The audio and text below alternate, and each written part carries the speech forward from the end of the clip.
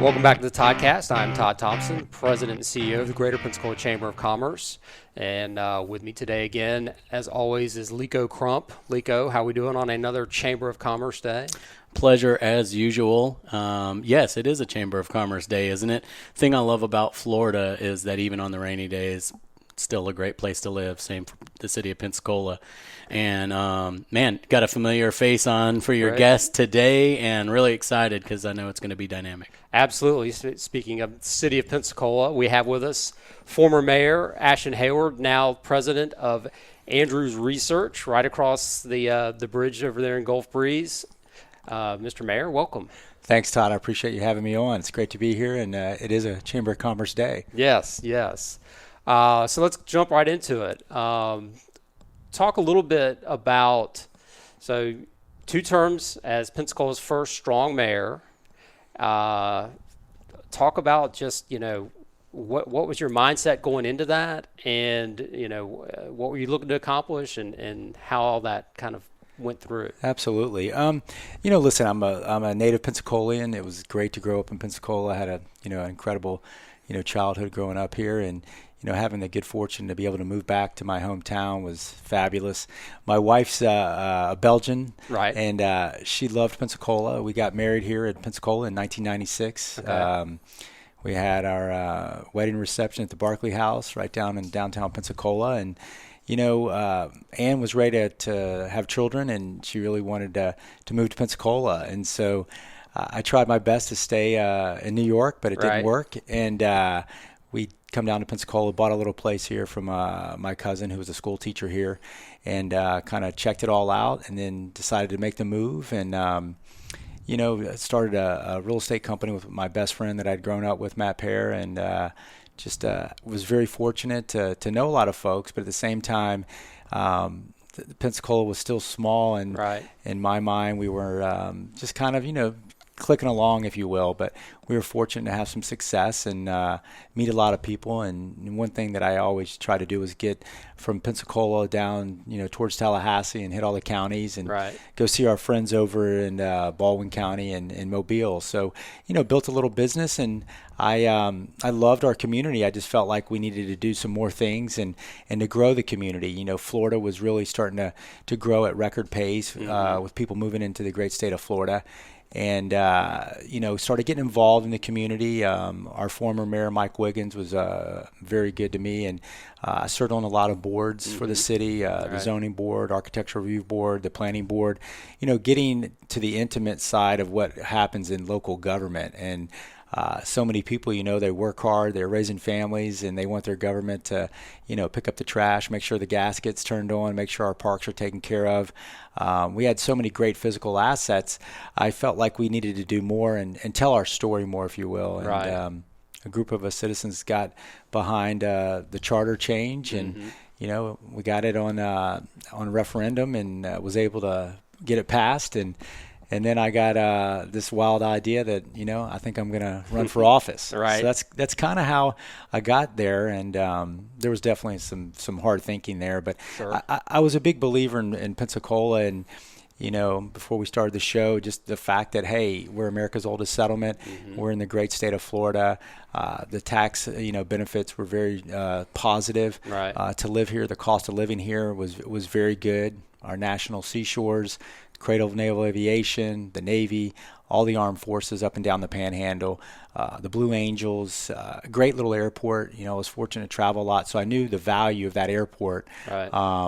And, everybody wants direct flights to where they want to go. But the truth is, if you look at this big country, there's the big hubs. And then, we had all the assets to be really, really successful from a business standpoint and a growth standpoint. And so I believed it. And, I decided to run for office. And, I was prepared to lose. And so, but I was going to go to the mat trying to win. Of course, so, yes. It was going to be bittersweet no matter what. Right.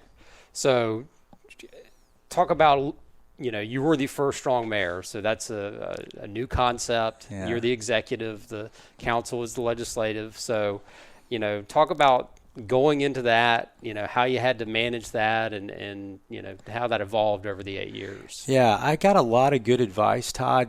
Before, right after I won, there was a great guy, Rick Baker, who was the first strong mayor of St. Pete.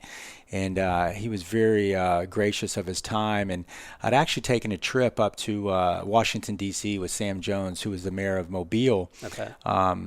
And before I was sworn in, actually, to go meet Ray Mabus, who was the Secretary of the Navy at the time. He was also the governor of Mississippi. He was also, I believe, the ambassador to Saudi Arabia.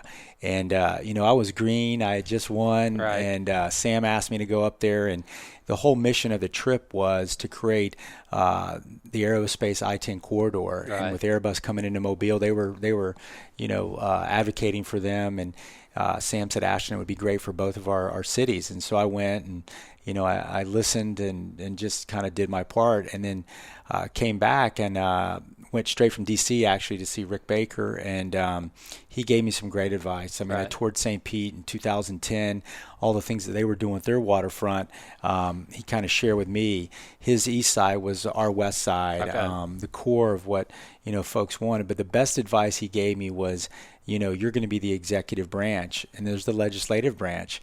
And I understood that. I was a poli-sci major at Florida State, and I studied government, so I understood. Had that covered. Yeah, I made sure that, you obviously want to work with the legislative body, but I was the executive branch, and he said, if you can, you don't need to go down to city council and start kind of running meetings where you don't vote. That's why they have the president of the council, and I labored with that decision, if you will, but I executed on the decision that this was the right thing to do. And many a times I was upstairs, and if there was something that I needed to advocate on, I'd come downstairs and, obviously big issues I wanted to weigh in on. And we were very, very fortunate to pretty much get everything passed I ever wanted to get passed and then some. Right. So, but it was, it's hard for people to make those decisions, but I understood that I didn't vote. And so I knew that our governor doesn't really hang out down at down in Senate, and the president's not with Congress, and so I understood those things. And I think with the new strong form of government, it was a challenging for a lot of the city council members that had been there to understand the new form of government. Right. Their job was to appropriate and pass the budget and pass laws, and so we helped them with that a lot, and it was good. Yeah. So, recently we've had some great things happening. We're in the strongest city. We had our Chamber State of the City event recently where, we heard a lot of great momentum and great statistics about what's been happening in the city recently. So, talk about what your vision was and how you were able to accomplish that to where we are having this positive momentum. Yeah, I mean, one of the things that I learned, just in past and being in corporate America and having mentors and people that knew more than you, and sometimes it's hard to always listen when you're driven or focused on, you think that what's going to be the right thing to do. One thing that I loved is I loved urbanism, and I loved cities, and I was very fortunate to live in a big city and really kind of learn just the diversity of that big city, New York, and learn how the processes worked. Every day I had to compete kind of for the elevator and then the sidewalk, and then I'd have to get on the subway and hail a cab. All those things that are intrinsic to creating a city, and you can't compare 9 million people to 50,000+ people in Pensacola. But what you can do is Pensacola's grid system was so perfectly laid out for walkability, and I studied those things with architecture and urbanism, so I understood that. And when we came into office, we had a great policy, if you will, or slogan, if you will, however you want to frame it. We ran on 20 solutions for 2011. And, we wanted to focus on jobs. We wanted to focus on pension reform. We wanted to focus on our neighborhoods. We wanted to focus on creating development downtown, really creating that energy that makes cities thrive. And at the time, if you look back at history in 2010 and 11, cities were trying to basically reinvent themselves, especially after the Great Recession in 2008. many great cities were having a very difficult time getting people focused. And I think, having the ballpark pass on referendum was big, to create amenities, if you will, in downtown. And so I understood that, and I knew that I had to beat that drum, if you will, that if you have a dead downtown, you have a dead city. Yeah. And I knew that was the heartbeat of every city, was the core of that downtown, going back in history to modern day. And I believed it, and I knew the value of that. I was investing in downtown Pensacola when I lived somewhere, other places. And, when I moved home, I was investing west of City Hall and, hoping that we would take off, if you will. Right. And, that was a part of every time I was out in public, I would talk about the core of downtown. And we have to, politicians don't create jobs. We create the environment for the entrepreneurs, the risk takers, those folks to thrive in the marketplace. Yeah. And that's something that I understood. And so I needed to be a cheerleader for them on top of the citizens, and also, provide the best services for Pensacola. So I had a great team on my transition team, a lot of folks that loved urban planning, bankers, tax lawyers, a lot of different variety, people in the community, faith-based. And so I was very fortunate to have that team that really kind of helped me mold the plan, if you will. Right. All right, one more question on this, because I could talk government and politics all day. I know you could too. But one of the things I noticed that you were very good at is relationships, and you had relationships in Tallahassee, across the state, across the country, really. Mm-hmm. Talk about how you develop those relationships, leverage those relationships to really help get things done here. Yeah, I probably learned that. I don't know if it's a skill or understanding the value of everybody is from my dad. And my dad had this unique skill of, I don't think anyone disliked my dad. Right. And it was funny. I would knock on doors when I ran for office, and, it's a small town still, but I think the city's become bigger than all of us, which that was the goal. That we can get into talking about that. But, I always like to just, listen to other people and believe it or not, and see where they came from and what was their history and their culture. And I knew that, you could find tremendous value in meeting people that came from all different, facets of life, if you will, no matter if they were the guy that was cleaning, the airport, or taking care of being the CEO of a big company. And I was fortunate and privileged, if you will, to meet a lot of people and go a lot of places. And so I always made sure that I followed up with them and kept that open line of communication. And I think the biggest thing is when you're talking to someone, let them know that you're sincere, and that you value what they have to say. And, the voters, if you will, or people are not naive. They know if you're sincere or not. Right. And I was very fortunate to be able to connect with people. And, when I did get into office, I picked up the telephone and started smiling and dialing, if you will. Right. And that's what you do as a politician, and that's what you do as a president of a company or the CEO. You've got good people below you, but you got to put a strategic vision out there. And, I feel like I did a good job with that. We built some great relationships within the state of Florida.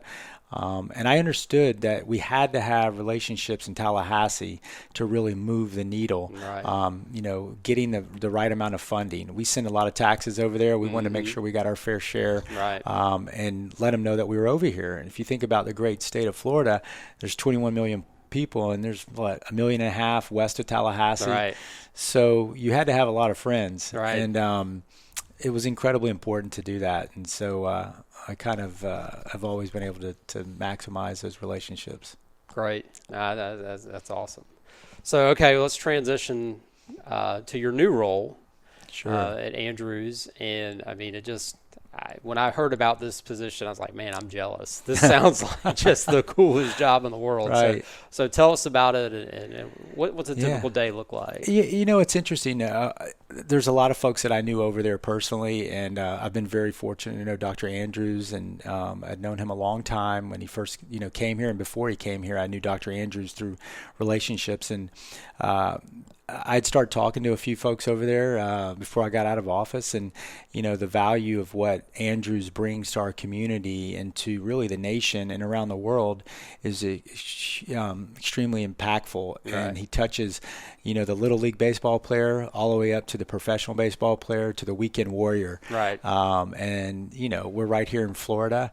And when I got out of office, I was like, maybe I'll go to DC and work in the administration or go work for an agency. And we have one child, and my wife's like, Ashton, why don't you cool your jets? And I listened to my wife, the boss. That's always a good thing to do.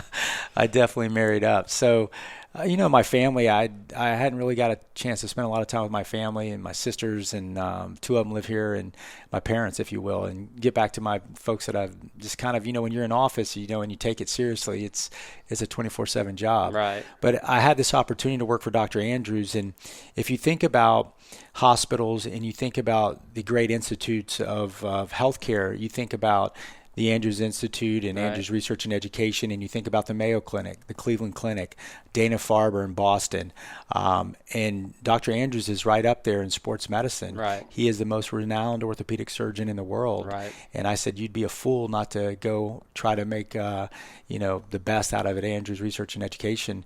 And I was fortunate to get offered the job, and I started in January, and it's interesting, I'm just as passionate and hungry to do great things out there, and they were already doing great things, and hopefully I can add some value to that. Right. And I think when people are injured or they don't feel well, they can't wait to get to their physician or to their hospital. But I think when you're doing great things in research and education, when you're looking to choose a place that's doing incredible things in stem cell and bio-ACLs and working with, high performers, and also working with the general public and really making their life better, it's just a great opportunity. And healthcare is evolving every minute of the day. Right. Yeah, so much is happening there. I mean, it's just so cool. You're watching a baseball game, and they're talking about the injured pitcher. It's like, well, he's going down to see Dr. Andrews, and you know where he's coming. He's coming here. Yeah, Sale was here Monday, and that was in the MLB.com, and he sees everybody. But the great thing about Dr. Andrews is he rarely talks about obviously anybody who he sees. He's really talking about the research and the education, and educating our athletic trainers, educating the physical therapists that touch the general public that comes to see the great surgeons at Andrews every single day. And that's the unique thing about him. He's just so humble, and the humility transfers to the patient. Right. And they know when they get to see Dr. Andrews, he's going to give them 150% of his time, and he's going to treat everyone the same. Right. And that's just the unique value, and that's what makes him Dr. Andrews. Right. And to see that up close and personal is just a real treat. And all the surgeons out there, and the PTs and the athletic trainers, one of the interesting things that I didn't know of is that just here in Northwest Florida, we're in 4 high schools. We have 23 athletic trainers, and we get to touch these young, athletes that are doing great things.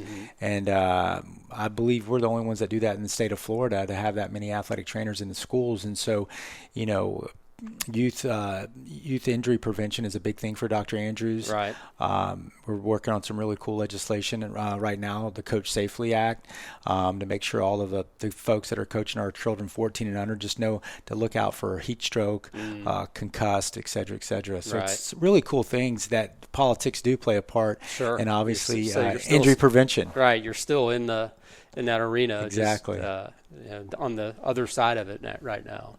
It's cool. So on the research end, are there any kind of initiatives that you can talk about, or is it all top secret? No, we're doing some really great things with stem cell right now, Okay. Which is great. We got a great study going on with the state of Florida right now. They've been really supportive in funding that, which is great. And we've got some great studies going on right now with a Malaysian company, and we just were awarded, which is really great, with Bernie Marcus, who is one of the founders of Home Depot. Right. He's really big into research, and so it's a multi-site study with Duke University, Emory University, Sanford, and Andrews right now studying stem cells. So those are really exciting. Just a few studies that we're doing right now that are just, they're gonna change the world, how medicine's evolving. And Right. Dr. Andrews said it best, Todd. He recently said, what the orthoscope did in the early 80s, Right. biologics is going to, change how we do sports medicine. So will that be on, say, knees or shoulder? Or is there specific parts of the body you're looking at? Or Knees and we're definitely right now with knees and shoulders, and Okay. so but I think biologics will touch a lot of parts of the anatomy, if you will. Right. I got a bad ankle, so maybe I'll come over there. Hopefully, there's a study coming up, and we'll get you in a study. Get a little therapy. That's great. So, but you still do, you mentioned kind of settling and back down in Pensacola and a little family life, but you're still traveling quite a bit. Yeah, we've traveled quite a bit. I mean, with Dr. Andrews, we put on every year. Dr. Andrews puts on the Injuries in Football course, which is just terrific. This was my first one this year, and we did it in Dallas. Okay. We had Dr. Sills there, who's the NFL team doctor. We had Dr. Andrews and a few other great orthopedics from around the country, including our great orthopedics right here. But it's really about obviously educating our athletic trainers, our physical therapists, and our doctors about what the trends are and what we're doing at Andrews. And Dr. Andrews is a thought leader. And the great thing is that people want to learn from what he's done in his body of work. And so we've been to Dallas, we've been to Atlanta. I was just in Munich, Germany, working with one of the big medical device companies. And so there's great opportunities out there. And, you think of the network that Andrews has, in Baptist Healthcare. I mean, how unique is that Baptist Healthcare has this incredible asset with Andrews? Right. And, it's for our community. And I think that's one thing that's really special is everyone in our community gets to share in the best sports medicine facility in the world. So that's a really incredible story in its own right, right here in Pensacola. Right. And you think about us being the third largest state in the union, we get to have Andrews here too. Yeah. I mean, there's just so much happening. A lot. It really is amazing. I mean, I've been here. I moved here the week after your election in 2010. So you stayed. Yeah, I stayed. But I mean, so I've been able to see, kind of your career from a political side, but now in the private sector with what you're doing. And it's just, like you say, I mean, with what's happening right here with Palafox Street, and, we have 3 great hospitals here, and, so much is happening with that. ST Aerospace having come in, with your, I know that was something that started early in your tenure. It was a baby of mine. Came to fruition right at the end. So, talk about that a little. It was interesting, it kind of ties into Sam Jones. That was the mayor is talking about. I knew ST was over there at Brooklyn and talking about the I-10 aerospace corridor. So I talked to Governor Scott at the time, Senator Scott. How can we really push this envelope? And he was always open to creating that environment in Florida. Mm-hmm. And Governor Scott, Senator Scott, he cared about everybody from Pensacola all the way down to Key West. Right. And that was a really unique thing about him. He was always open to listen. He would share his opinions and, always ask the hard questions. But ST Aerospace, I went after that and with a team of folks here in town. Scott Leaf did a lot. The city council, county commission, we all worked tremendously hard. Obviously I was on the front of that and driving that, but it was important to build those relationships that you talked about and let them know that we were sincere, that we definitely wanted them in our community.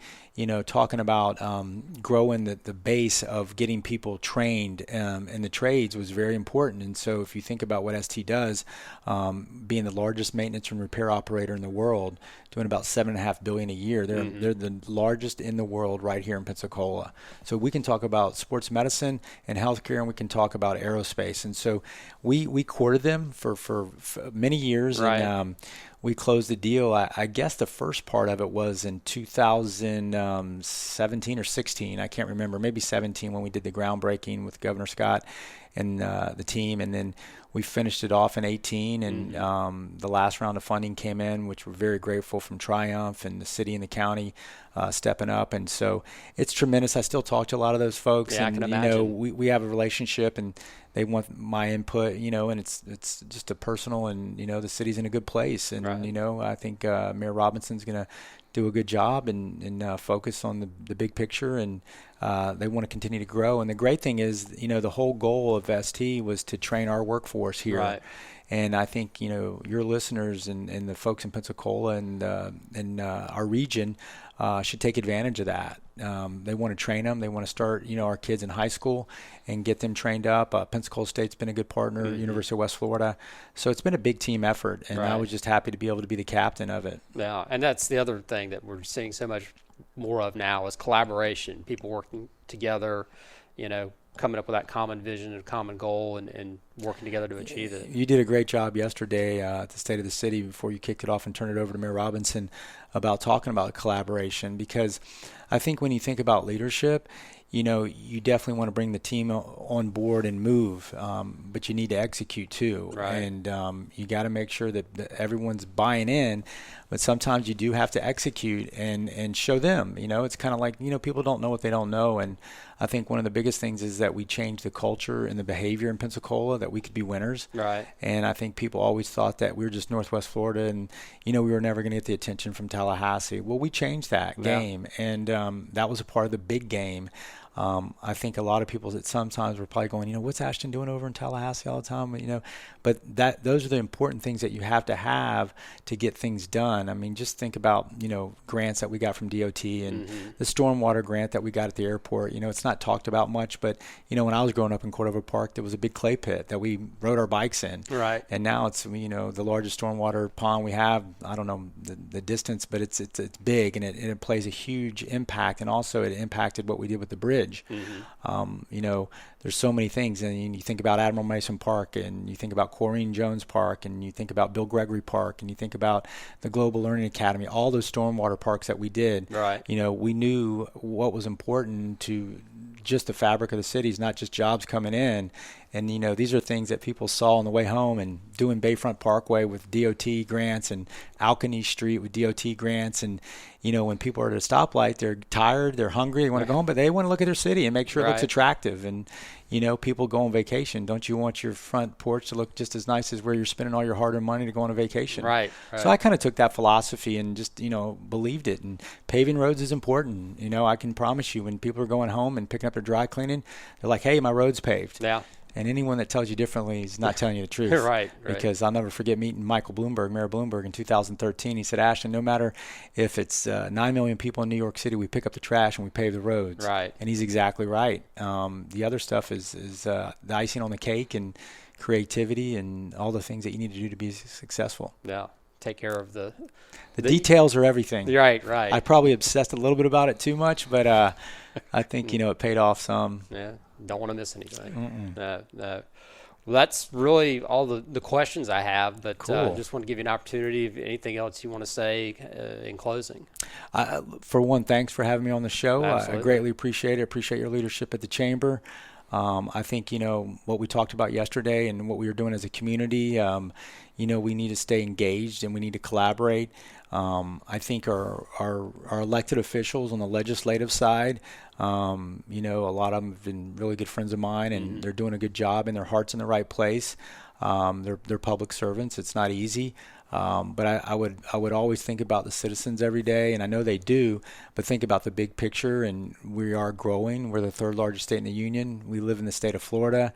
Our tax, benefits are incredible, and Northwest Florida is going to continue to grow. Right. We've seen our population grow in a big way, and they're going to continue to find out about Pensacola. And I would just urge everyone to continue to talk about the positive things. Government and the employees that work in the city and the county, they know how to take care of the little details. Right. Public safety is always number one for an elected official, and the safety of a community is always number one. But I think, we're just getting started in Pensacola, and we got to continue the momentum, and our business leaders need to step up and help those folks that are elected, and give them their honest advice. I got plenty of it. I'm sure you did. Which was good. I mean, the mayor can't have all the answers. Right. And I used to try to, always say that at town hall meetings, and like, hey, I don't have all the answers, but I'm pretty proactive, and I'll make sure that I'll get you the answers. But, we're going to have that new bridge open up. That was a pet peeve of mine. Senator Gates was great on getting that funding when he was the president of the Senate. And, I kind of took over the details of it, when it was done. And, it was important to make it look right. And I think our city, our airport's thriving. I think everyone needs to get behind that, which they are. I mean, I flew home Saturday. It was funny. The thing how I used to always measure things was, I grew up here, so I knew a lot of people, but I would always love to meet people from somewhere else that Okay. came to our community. Right. And on that plane the other night, I might have known a few people, and there were just so many people visiting because you overhear conversations of why they're coming and all the great things. You know, U.S. News will report talking how one of the, I think it was the 17th best cities to live in the United States. And so those are big time compliments. From publications that, you know, they're not just passing out, Right. you know, niceties, if you will. Yeah. And so we as a community have done incredible things, but I think the culture and the behavior changing for the positive will uplift the community, and we'll continue to do that. And I think people from across the state respect us now, and that was a big goal of mine personally. And I think people outside the country and outside of Florida are looking at us to maybe move here and do business. Yeah, and that's what we want to. We want to keep that momentum and make sure that, like, that business that keeps coming to us. Absolutely, and that's I know that's your vision and job at the chamber, and you know, supporting those small businesses, and you know, let me know how I can help. Yeah, well, really appreciate that, and appreciate your time today. Great conversation. I know I learned a lot, and you know, hope to have you on maybe again sometime. Anytime. I'd love to come back. Thanks for having me. Greatly appreciate the opportunity. Awesome. Ashton Hayward, president of Andrews Research and Education, and former mayor of Pensacola. Thanks for the time. Thanks, Todd. I appreciate it. Absolutely. Yeah. Thanks, man. All right, and we'll catch you all next time on the Toddcast. Thanks for listening to this edition of the Toddcast. To learn more, check out the Greater Pensacola Chamber's Facebook page and follow us on Twitter at ToddcastPCola. That's Toddcast, letter P, colon. We hope you join us again next time on the Toddcast.